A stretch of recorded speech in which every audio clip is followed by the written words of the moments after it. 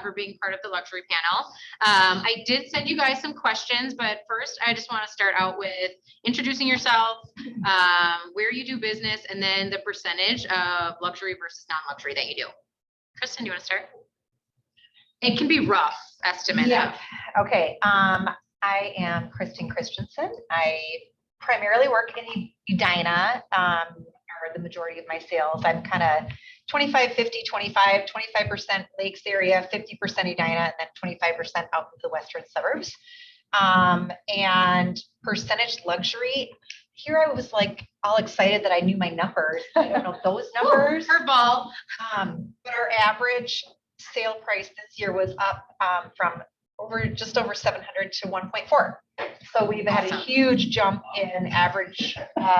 So I'd say that your percentage is probably high then, right? So I would say we've crossed over to definitely the majority of our sales are luxury. Okay, awesome. Andrea Vorachek. I've been licensed for 3 years. So I work out of the Edina office, and I would say my split with my team, the majority of it is Minneapolis, St. Paul, and we are also getting more into Edina. So probably 20% of ours have been Edina, but again, just starting out, I am probably the newbie of all newbies on this panel. So I'm excited to learn from you all. I probably about 15% of our business is luxury at this point. Okay.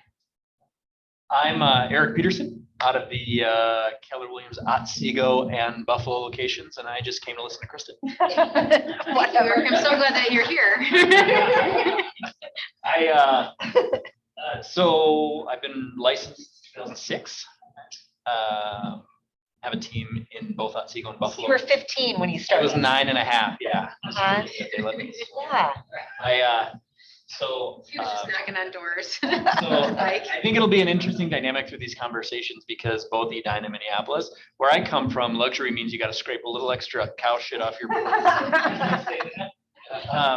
because it's more rural type properties and farms and lakeshore as well. So it'll be a little bit different. But so for me, it probably made up about 20 to 25% of my personal business, not our team business last year. Awesome. So I want to start from the beginning, right? So you've been in the business, what did you say, how many years? 18. 3 and 16. Okay. Were you always luxury? And if you weren't, how did you introduce yourself into that market? Oh, who are you looking at? I'm going to have all of you. Okay. So whichever one wants to start. I will jump in. I had my first career I was a event and meeting planner, and so had a lot of fantastic connections already in the community. And my first listing was $1 million back in 2004, which was a big deal, and it was a family member. So that worked well. But no, I just pivoted from one industry to another. You lost all connection. Okay. I got it. Okay. I was like, don't leave. So I have a little bit of luck and fate. I feel like that I started out in luxury. Okay. So database driven. Database driven connections. Yeah. Okay. Yeah. All right. I would also say a very similar situation for me. My background, my husband and I were partners in a construction company. We sold that and then decided to start our own company. So we're a combination, a hybrid company where it's real estate side. We have my team, and then he does restoration, renovation work, and remodeling. Okay. So being able to combine both of those, we had a huge database of former clients and vendor relationships, and then again, just personal sphere, family, friends. So same thing, feel a little bit like we kind of stumbled into it, but at the same time, it's all about who you know and the connections that you make and the networks that you have. So, yeah. Okay, so I want to go into that a little bit before Erick even answers, because I think the myth of luxury is, my question was, how did you build up to it, right? However, you said you've been in the business 3 years and you're already into luxury. So what do you associate that with? Is it mindset of it doesn't matter what the price point of the house is? Explain that a little bit. Yeah, I think mindset is huge. Coming from a place of abundance instead of scarcity, I think people are attracted to that. I mean, the confidence level too. I also I was always operating as a luxury agent, even if I was working with listings that were $300,000. Like I came from a place of contribution where I want to make your house look as incredible as $1 million listing. So for me, every repetition and every listing that I had was practice to get to that next point. So regardless of whether the listing price was 300,000 or $1 million, I would treat them the same. Not discriminate. Okay, awesome. Eric. Yeah, for me, it really was, well, I mean, I always tell people I got into real estate right as the piano was being pushed off the top of the building, because that's literally what happened. October of 2006 is when I got licensed. And so for me, you know, I started with a real estate auction company. And so we did a lot of big farms. So I was kind of slowly doing that. And luxury in terms of, there's like quality luxury and then there's like price point luxury, right? And so I think we're kind of like split on that and probably both like, right? So for me, like that price point was pretty rare, especially in the far western suburbs, you know, towns of 1,000 people, right?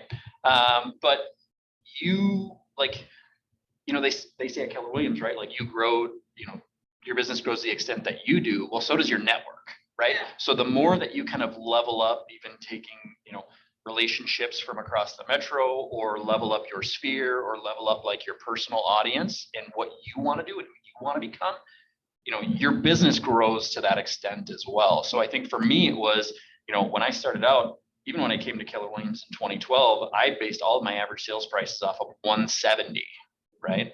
And then you just kind of grow into the agent that you want to be. And a lot of luxury comes along with that when your vision and your growth is big enough. So I think it's interesting that you said price point, right? So there's a price point that puts you in the luxury division. What is your definition of luxury then? Like when you, is it price point only, or is it lifestyle? Is it the actual build? I mean, how do you define that as a designated luxury agent? That's interesting because I think for a long time, even being part of KW Luxury, it was always, you know, well, for a while it was, remember when it's 750, you know, so it was always 59, I get you what, a fish house? dirt. Yeah. It's a garage, actually. But no, I mean, so I think for a long time, I did have that in my head. It was always like, well, is it above that threshold, you know? But I think, to your point, Kami, you know, I think it is very much a lifestyle, and people that have the, you know, the ability to say dream big and, you know, do different things. And we're working with a lot of custom builds right now, people that are now moving up from a luxury home and custom building into, you know, $2 to $4 million homes. So, I mean, I think, and getting to know those people through the years, it's very relationship based and also lifestyle. Like, where are they? I joke about this all the time, but my, you know, 50-year-old happy hour is at Lifetime Fitness between 8 and 10 a.m. So you It's and the Bar sweet Club. spot. It's the sweet spot. It's when all of my friends are hanging out there, and it's truly like I have shifted with the lifestyle as I've grown with many of my clients. Well, and to be fair, the 750 is probably the $1.4 million house now. Right. That just shifted because of Totally. the market and inflation of the house price, right? Yeah. But that lifestyle isn't necessarily different. Like the house might not even be different. Right. Okay. So, but I think the lifestyle and hanging out with those people as they grow and develop in their careers, just as we have, is super important. How did you get into those circles? Was it just your previous employment? 'Cause I think that's one where people are like, how do I get myself in the circles of luxury clients? Yeah, so I think there's a number of different things. So, and I've heard, like, I remember hearing this at many of like mega camp and stuff, like, where are you hanging out? Like, I joined a golf club, private golf club, you know, and it wasn't the most expensive one in town. It was just one that I knew was the price point that fit our family's budget. And that's been a ton of exposure. The other thing is client events. and getting face to face with our clients. We've always done a lot of that. I have one tonight. And doing it at a place that you're connecting where they want to be places. The other thing that we try to do is we talk about giving back and coming from contribution. We are a hometown hero in Edina. We, I was getting asked all the time for donations for like little piddly things, for silent auctions at schools and different things like that. And I just decided that I was going to pay a big chunk to the Edina Foundation. So then every time people approach me, I could just say, hey, you know what, we're already a hometown hero. And so, and we're, sponsor at the Edina Parade and several other events throughout the year. So doing some meaningful contributions that feel good, but also it made it much more manageable for us, where we still get the exposure, but we're not so scattered with donations. And then, I love to eat. And so I go out to dinner, happy hours with clients, and some of those people that I want to connect with on a regular basis, I do that. So it sounds like they're just part of your life. Like, it's not about cold calling. It's not about, you've made these people intertwined into your circle. And I'm guessing that they've brought other people into your circle. Yeah. Okay. Yeah, beyond client events, we always love to entertain. My husband and I are just entertainers by trade. And so for us, we always put on neighborhood events. So we were in Lyndhurst before, we just recently moved into Indian Hills. Every year we throw an Oktoberfest party, like outdoor kegs, like hang out, invite the entire neighborhood to come over. Just little things like that to get to know people and to again, extend and build your circle. Because I think that's the hardest part. A lot of times when you're networking is that you get kind of stuck in these small little silos. So just to kind of open yourself up beyond what you would normally, people that you normally run into. I also agree, same thing with Lifetime in Edina. That was a big, connection point for us. But I think the other part too is just always be looking for opportunities to network within the communities that you are in. So we also are very active in our church. That's another place where we get a lot of our business. And people just want to work with people that they like and know and trust. So, Yeah, I would say, for me, price point is really the definition, right? Yep. Just because it's so varying. But, I went to St. John's, so that's a good school. So my St. John's network is very strong, right? Alumni connections there.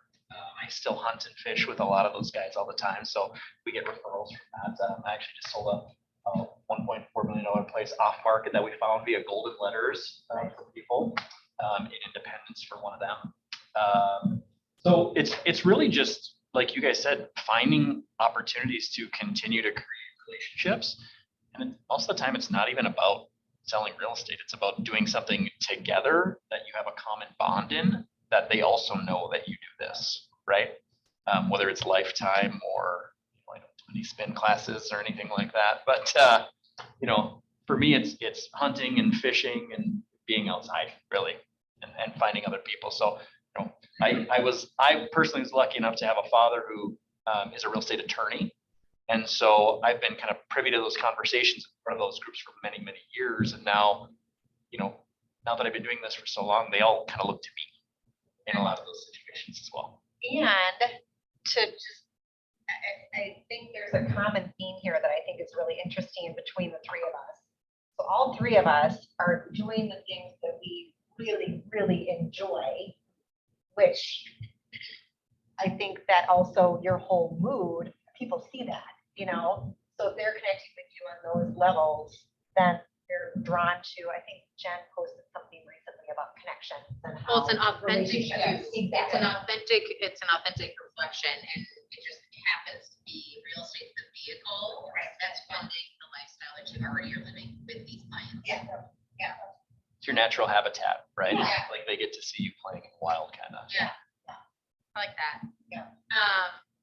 So that being said, in regards to the real estate portion, what do you do? I mean, you kind of said it, right? You don't treat your clients differently, whether or not they're non-luxury or luxury. So what is your number one value proposition with your luxury clients? I can start. again, it's a very small part of my business that I'm intentionally growing. So for me, I want to make it as easy a process as possible. I really take care of everything from my client start to finish. I know everybody's probably gonna say the same thing, that there's a lot that we do that is behind the scenes that they don't even see. Yeah. But just creating an experience where they know that regardless of what comes up, that I'm gonna handle it. I also personally stage all of my own listings. We do have the ability to pay a stager, but I come in with the majority of what we're doing and do that piece of it. So again, just setting it apart where I know that I can create an environment where somebody's gonna walk in and be like, I wanna buy this house. I know stagers can do it too, but again, just for me, it makes it much easier for me to do my job when I can have that control of that piece of the puzzle. You're very hands-on. Yeah. Which is. But I'm also doing a lot less volume and a lot fewer transactions. So again, once we start to grow and pivot into a larger. Scale, what scale is it? Yep.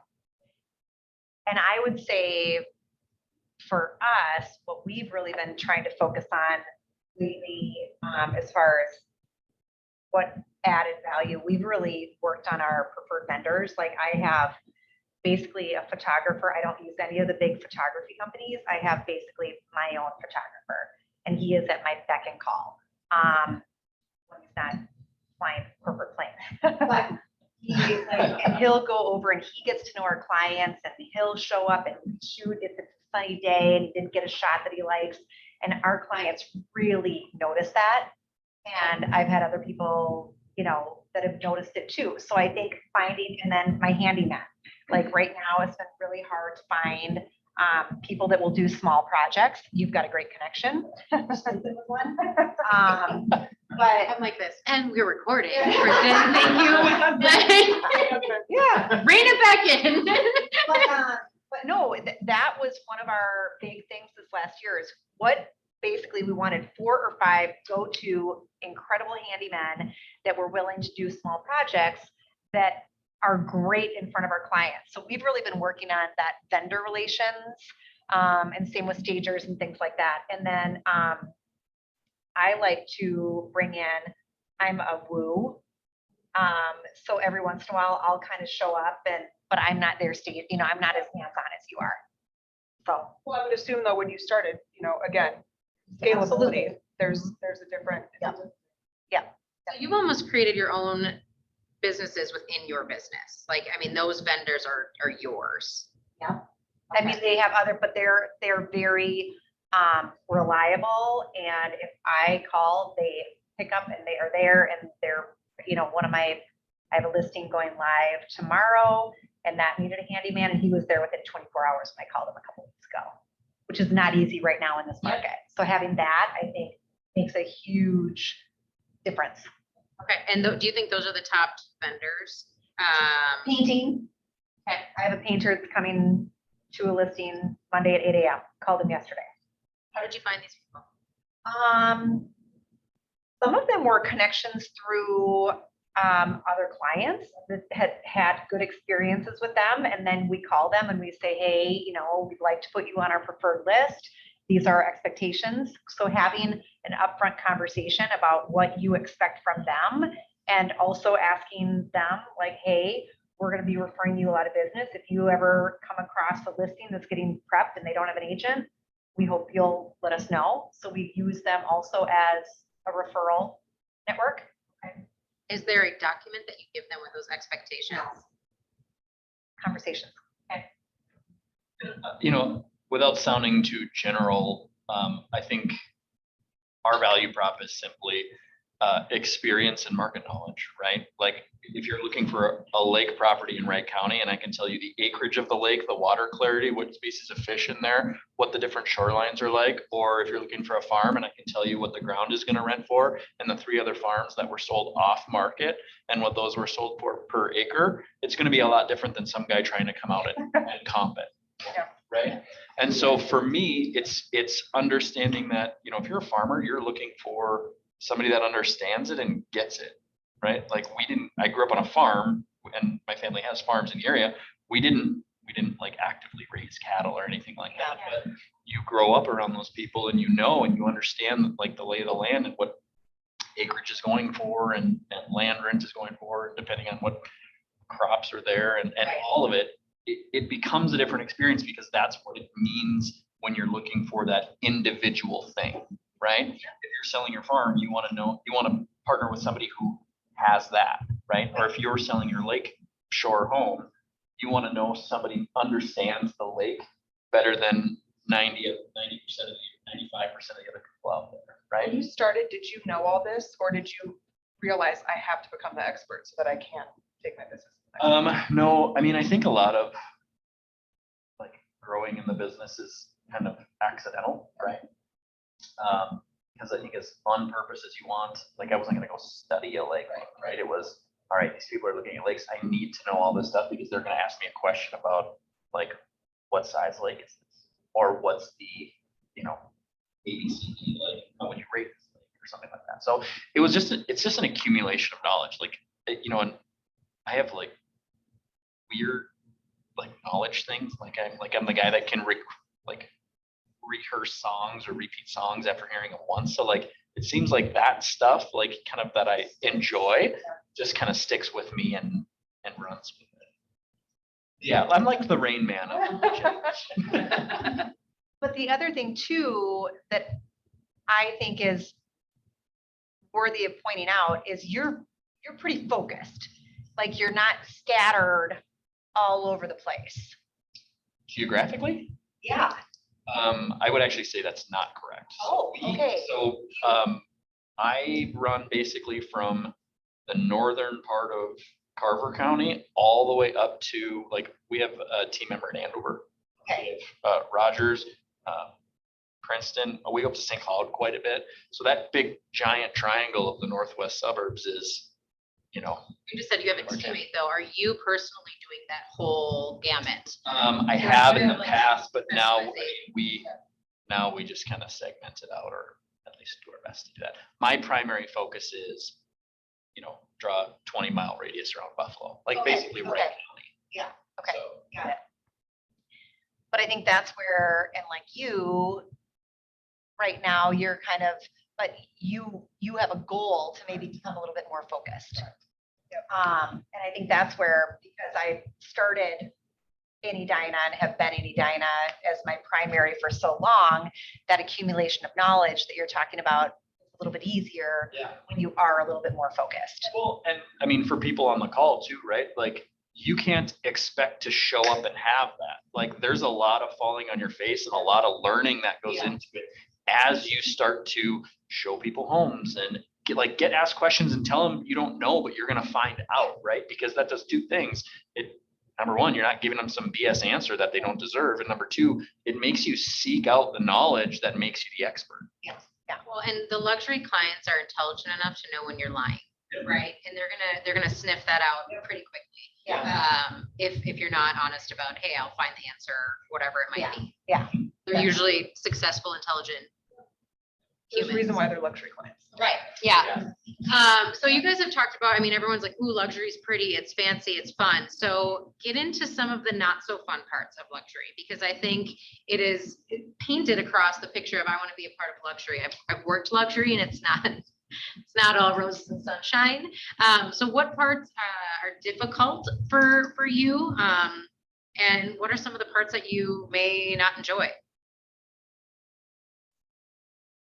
I've been pretty lucky again because I just started and I'm getting into this, that I haven't had any real doozies. I would say, however, sometimes high net worth individuals lack some self-awareness sometimes. Maybe some of the people can expand on Can you that. tell me more about that? Again, I have, it was actually on the other side. So I was repping a buyer and the seller was this person. And so it was just a little bit difficult, navigating that when you have two very different personality types on either side of the transaction. I would personally say, I think, where we are up until the last maybe 2 years, right? Luxury properties were very, very needle in a haystack buyers because the buyer pool was so few and far between, right? And so you had challenges with not only, getting creative enough and getting splashy enough and providing enough info to attract people, but just people willing to pay for it, right? And I think when you understand values and, like I said before, ground or the value of a particular beach area, people understand that and you're willing to take on listings at higher prices, right? Because you can prove that the value is there, but now you have to prove it to other people. And when the market is soft, right, and there's not as much money floating around, there's not 3% rates or 2% rates, it's just finding that needle in a haystack in the far west metro has been much harder. So the longer those listing contracts go on and the more pressure that builds around that, I think that's one of the tougher things for me, or at least has been pre 2-3 years ago. How about for you? I think, it's interesting it's hit or miss with a client, right? So you can have a client that is selling a $250,000 home that has just the same expectations as someone selling a $1.5 million home. You just are going to have those clients where you just jive and everything goes great. And then you have clients that it might not jive, and they might have different expectations, or I don't know that I'd say unrealistic expectations, but it's really setting things up on the front end of how this is how we work. This is our value proposition. This is what you can expect. Sets whatever client it is, it sets it up for better success. I think that way. I think the biggest thing for me is I have a fear of failure. And if I fail a client, there's much more at stake with a $1.4 million listing than a $250,000 listing. So that's one thing that I think is a little bit of a mind challenge for me, is that I feel a little bit more on edge probably with those clients because there's more at stake. To make sure that the experience is something that they desire, or that something in the transaction is going to go. Yeah, and just that it ends up successful. Okay. How do you navigate that?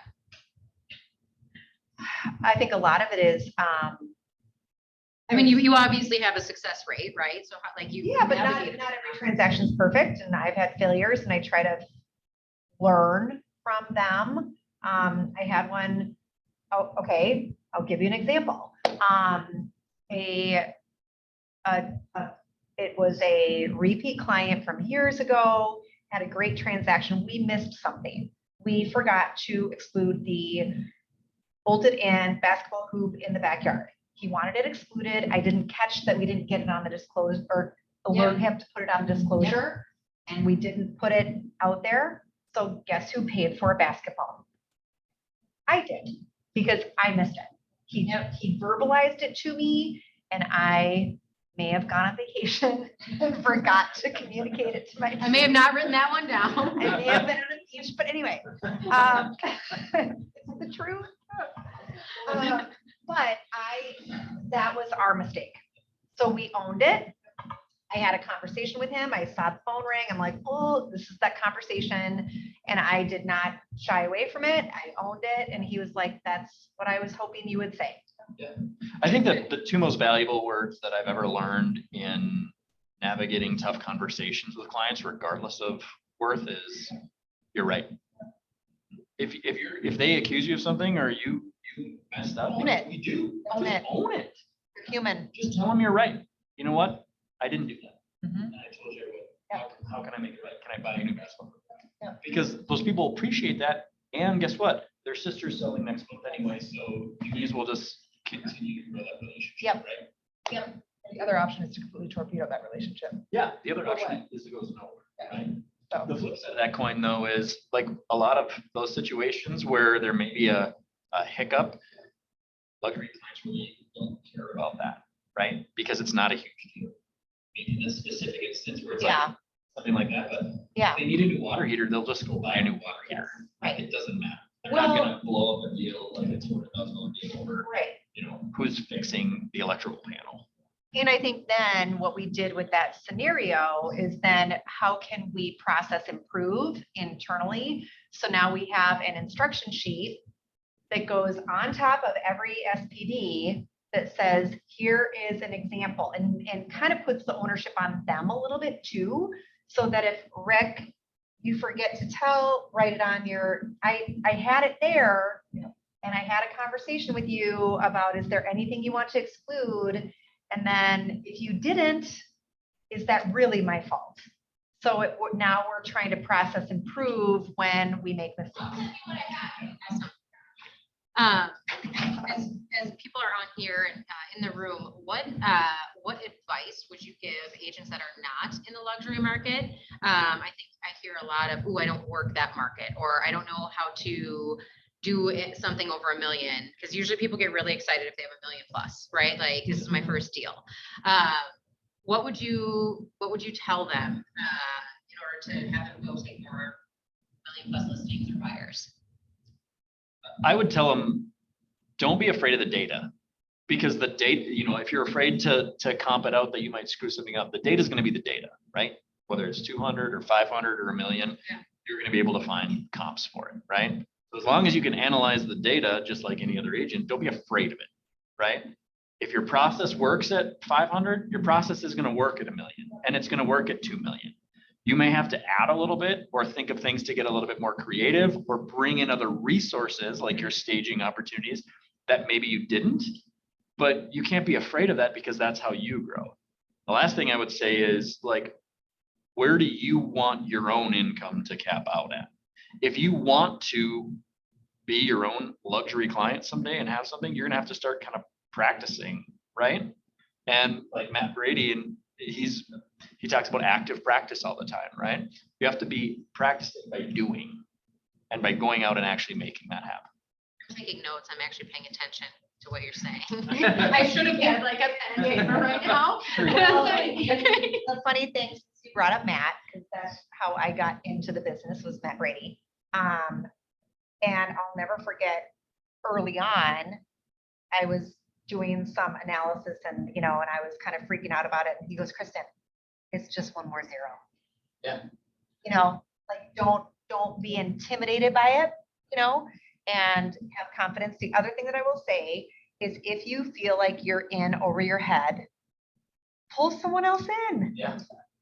Like, yeah, like, if I had something that was more in your wheelhouse or your wheelhouse, I have no problem swallowing my pride and saying, "Hey, Erick, like, I'm thinking of someone I need to talk to you about right now." So we don't have to be all to every single situation, And to that point, we do get called into pinch hit, right? You've had that experience in your office, right? So, like, for those of you listening, don't be afraid to do that. We'd be happy to help, even if it's just to give advice or to go on the appointment with you and figure something out. Like, we are a culture of giving and a culture of, camaraderie. So we're gonna do together whatever it takes to get it done. Yeah, even if you have to co-list or Like one experience to learn. Yeah. Exactly. Well, and if the difference is, at $1 million, 3%, the difference is 15 grand that you won't get. Exactly. Yeah, 0% of. Of zero. Yeah, exactly. I was gonna piggyback off of what you said earlier, but like, becoming an expert is so important, and it is something that happens with accumulation of knowledge, but it also comes with being intentional about the things that you're like learning and putting yourself out there and putting yourself in those environments. The other thing is, I was studying high-end agents. So like in the area, if I would work with another agent, I was like, "Oh, I like how he did things," or "I like how her branding and marketing looks." Take that as an opportunity to, again, you're not going to copy somebody, but just see what they're doing, see the vibe that they're putting out there, and just understand, what it is that's so attractive and appealing, and how can you apply that to your own brand. Well, and how can you make it you? Correct. Exactly. And I will take that one step further, because I have a recent transaction that is like probably my biggest win of 2020 is 2 years ago. 2021, yeah. What year is it? Is it 2021. COVID? What is- She's still on vacation. I'm still on vacation. No, thank you, 2022. So 2 years ago, I was the listing agent on a property. Another agent, who is a very, very, very well-known big agent, brought the buyer. That home just relisted and sold off market, and guess who got the listing? I did. Because know that even when you're on there's a client coming in from, it could go either direction. Or staying in, we call them orphan buyers, staying in touch with orphan buyers. Keep in touch with everybody and maintain that level of professionalism, and it will come back. And one of your competitors that you would really rather not get the business, you will get the business from them. How do you stay in contact with them? That scenario, so we send out buyer letters looking for our buyer. We're trying to dig up properties, and they're very specific, and they loved our marketing, and they got one of the letters, and they're like, you've done such a good job keeping in touch, and blah, blah, blah. Sold it off market. So I was just gonna ask, when you guys are doing luxury marketing, what are you doing for that? Like, what are you doing for that for your clients? I'll be honest, Or your brand even. Yeah. What does the marketing like look like for you, or if you were to describe it and the things that you do? So we're not intentionally going after luxury at this point. That is the next step. However, I will say when we created our brand and came up with everything from our website to our logo to just, all the content that we put out, it was very much around a specific look and feel. So we worked with the brand agency to kind of put all that stuff together and spent a lot of money up front so that we could have this cohesive brand. Because I think that's what happens is a lot of times people will just kind of roll it out, onesie twosie, and it feels like that. So just kind of having some cohesion from the beginning was big for us. I would say, the other thing is oftentimes I think we fall out of a process that we create with lower end, just show up on the appointment.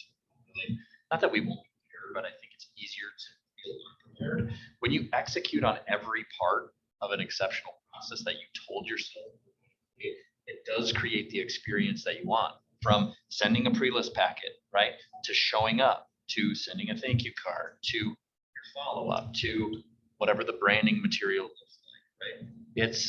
It's just following the process.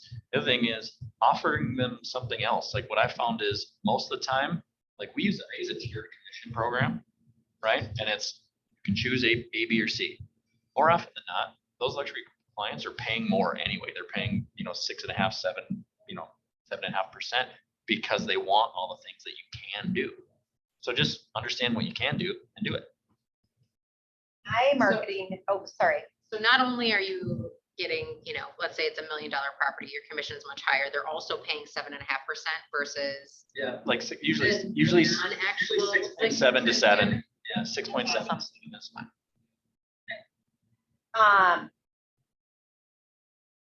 I completely revamped all of our marketing the past 3 years because I think a lot of people did, but I too have spent a lot of money on branding and whatnot through the years and rebranding. But one of the things that we have had great success with lately is, okay, what is everybody used to now when you go out to eat? QR codes. So now, and I used to spend so much money on print material that would just, I throw that $100 in the, especially with the rapid market that we're in and how quickly things are selling. So we went to all digital. And then also when someone is at my listing and they're with their agent, well, they do the QR code and then my branding all goes directly to that consumer. So that's, I think, a level up that we've just stuck with it now because everybody's expecting that. Nobody wants to hold on to papers. No. So we have a glossy, QR code. So it's very professional, but we've gone all digital. And then I spent a lot on social media. So did you just lean down your marketing budget, or did you take that money and put it to something else? I put it into social media and the 2 gals that I have doing my newsletters and social media. So. Does it link to just like a single property website, or what does it link to? Yep. And they can download like Branded. disclosures and all that from there. Exactly. Yep. Is there any way with that you lead capture? That's a great question. I don't know that I can pinpoint this many transactions came from our new marketing platform. You may have a DOC regulation on your hands if you did lead capture in that scenario, like in the. Because yeah. Yeah, no, Well, it's like the old sign-in sheets, right? So do so they the still answer is sign? no. Okay. Everyone loves I've not gotten any leads. all information. Well, I mean, so do you sign in at all anymore? Did like anyone sign into your open houses or wherever you have the QR code? Open houses, yes. Okay. Yeah. Okay. And- yeah. All right. Anything else you want to say about your business before we open it up to questions? No? No, I think, not that there's like a line in the sand, but it's been a very different experience, like my luxury versus Edina, Lake Minnetonka.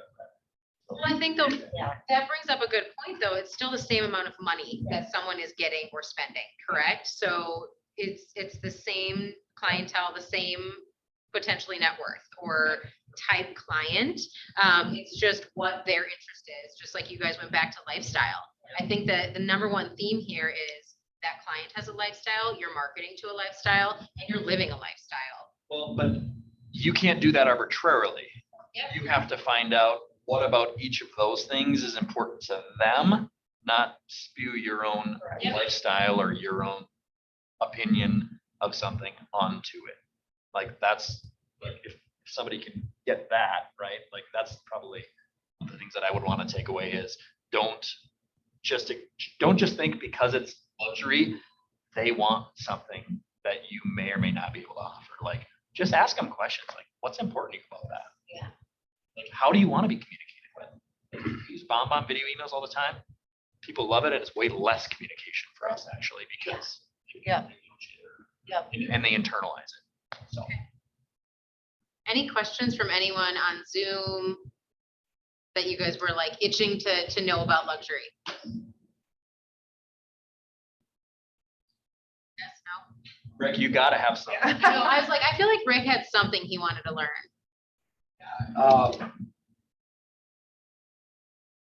I guess, I know, and you guys talked about a lot of stuff, which is really good, like, just the different expectations and stuff for your clients. I like the idea of mirror and matching, mirroring and matching with your clients. Do you guys, once you learn about a potential client, do you do research on them? Find out what their background That's a is, good question. from, what their history is, their education, where their money came from? Okay, very good. You don't, because you're only in Edina and everyone's kind of the same. She knows everybody. I try. It's not always, it's not always super easy to find, like with a farmer, right, or somebody like that. But the other thing is just even walking through the house, just be observant not only of what the house has, but what I find is that a lot of luxury people that I deal with are proud of what they did in the past as well, right? So the degree on the wall and things like that, or even like an award that they won at their work, Yeah. you can find out a lot about people just by being observant, right? Well, I guess one of the reasons I asked that is specifically along those lines. If you're meeting with someone and they have found a way, probably through hard work, to be as successful as they are, because you're about to list their $2.8 million farm, or you're about to list their $3 million house somewhere in Edina. Wouldn't it be good to at least acknowledge that what they've done to get there? Yeah. Well, I think Is that? so in this scenario, I actually am working on a $2.8 million farm right now. So for me, it's not acknowledging necessarily what they did to get there. It's respecting the legacy and generational experience that they had with their family farm, and being able to just identify with them and just realizing like, hey, this is tough. I get it. Like when we sold my family's farm a long time ago, I was crushed. I could imagine. And I repped the buyer on it, and I was like crying at the table. Like it's not easy. Just like you have to just be able to identify with them, like you said, whether it's through understanding or researching who they are or finding out the circumstance. And it could be, a legacy play like a farm, or I had a client recently who was working down at Mayo, an orthopedic surgeon, and he got this dream job up here, and again, the same thing. It was like kind of giving him kudos for like this amazing career that he's created for himself. And now he's in a different situation where he was living in Inver Grove Heights and he's going to buy on Lake of the Isles. So I mean, that jump from giving people respect and props for what they've done to be able to get where they are. Another question for you. Do you find that the wealthier clientele, the affluent clientele that you guys work with, do you find that it's a lot easier because they've got so much money anyway? That really they're not very particular about the amount of money they have or about how much they're paying you or what sort of service they're getting because they've got so much anyway. I think it's hit or miss. You know, you can have the ones that are very appreciative and, you know, they value the service, and then you have other ones that they think they are amazing and nobody else is as amazing as them.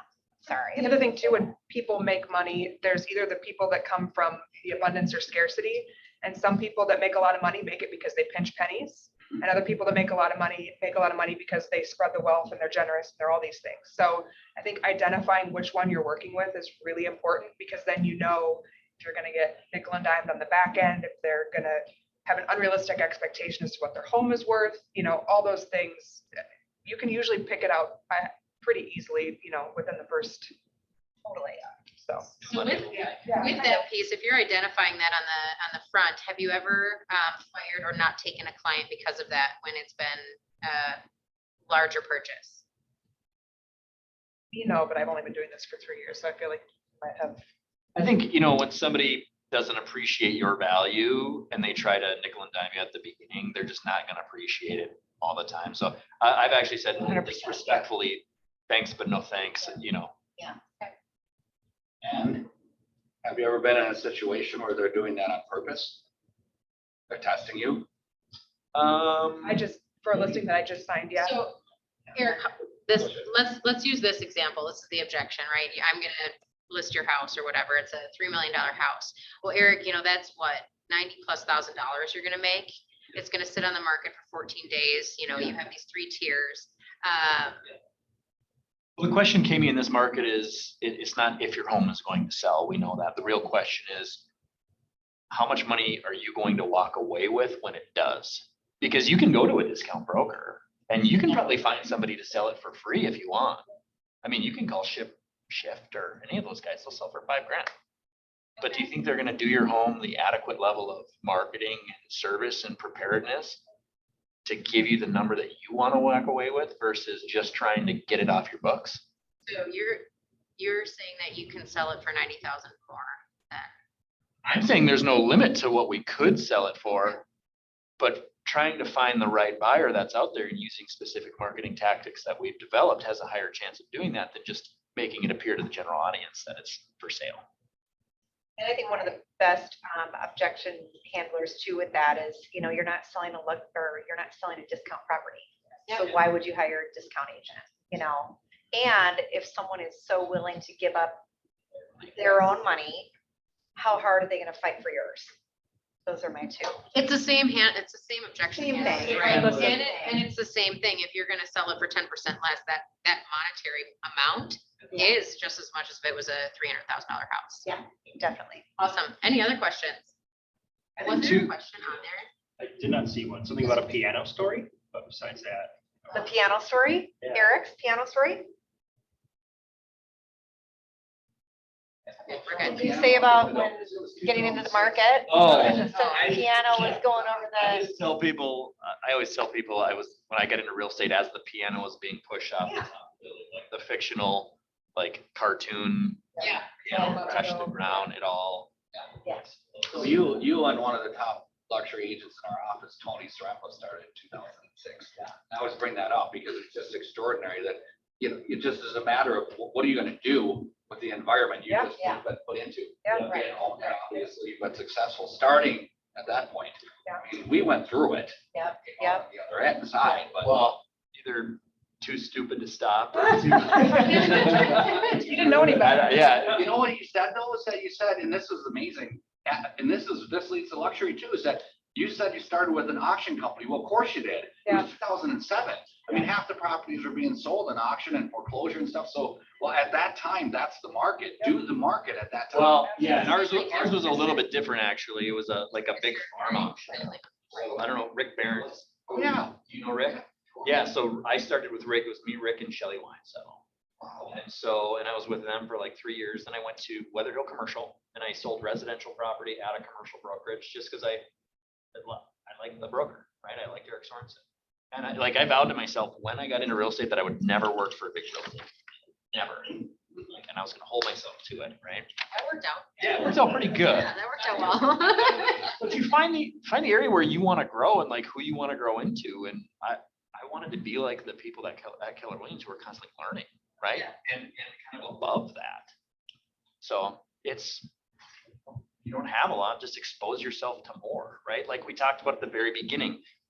Think of yourself as your own luxury client if you intend to ever buy a house that you would consider luxury or a nice cabin on a lake somewhere. You have to kind of have that mindset of the luxury client or the person that you're sitting across from at the table at that time. Yeah. Don't think of it as like I'm below them or they're better than me, or it's at the end of the day, what I found with most luxury people, like you talked about, is it easier or harder to deal with them? And we kind of said, well, most of the time it's actually kind of easier. They're just people. Like, this is how I show up. I wear a quarter zip or a polo or a t-shirt pretty much every day. And I'm not gonna like arbitrarily throw on a suit because you think your house is worth a lot of money. Like throughout this conversation, be natural, be who you are, kind of like do the things you want to do. Just be you and attract the people that you want to work with. I think we can end with that. Yeah, beautiful. If there's no other questions, I want to say thank you. And if anyone wants to reach out, I think that you guys would be open to that. If they have other questions outside of this. So thanks again. Thank you. All right. Thank you. We made it. We made it. It's not comfortable. I have a question. So with social media, like how are you posting your posts? Are you paying for the marketing materials to be like, are you going with a professional agency? Like, how are you guys spending your social media budget to reach, like, are you reaching broader audiences? Are you paying for somebody to professionally create your social media? Is this with relation to luxury specifically? Yeah, and just even your brand. I mean, I feel like you've all created a luxury brand. That's why you're here. But like, how are you guys paying social media? So I have two marketing people. I have one that does like kind of what would you call it? Not static content, but just like trends Ever and present. yeah, just Like kind of like, fun things, and they'll do interactive. So I have her, and then she does my twice a month newsletter that goes out to our sphere. We actually we have a 3-part database. We have out-of-state agents. We have our sphere of influence, and then we have Minnesota agents. The Minnesota agents are only getting our buyer needs because we're always trying to find homes for our buyers. And then the other social media person that I have really is more current listings, success stories, testimonials. So they're kind of peppered and they work together. So and then one thing that I have done with my team lately is we've been doing social media workshops. I'm not a bragger. Me neither. It's so hard. Out of my comfort zone to like be posting on my own stuff, but we have, based on watching competition on my own page. Yeah, so I have business and personal. I've always just been like, oh, that's my business over there. If they know I do this, that's great. But this year we are being much more, we're pushing it onto our personal. And I think that has had a huge impact with myself and my team, because people now even, they're like, oh my gosh, and I'm like, okay, I'm putting myself out there. It got over it. Yeah. Yep. So that's new. Everybody Yep. in those posts, so then it goes out to all the spheres, because then what you do looks like what they do, and what they do looks Yes. like. what you do. So your agents are active on social media as well. Yeah, I mean, nothing crazy, just all. Yeah. And I'm set between. Keep in mind though, the luxury clientele, most likely are not spending. No. part of their day I get that. on social media or even caring about it. However, if they are looking, Yeah. if they're about to hire Kristen, or they're gonna hire another agent in Edina, They're gonna you look at it. guarantee they're gonna go to her Yeah, the Facebook research. page and look at her lifestyle. Yep. I agree. And if she's at a kegger for, the girls' college, whatever. That's on you. weekend, Yeah. and she's the one, doing this, and that's a problem. It's a much bigger She said problem only when we're together. than it is with the general public. You have It's just to- not you gonna have be. to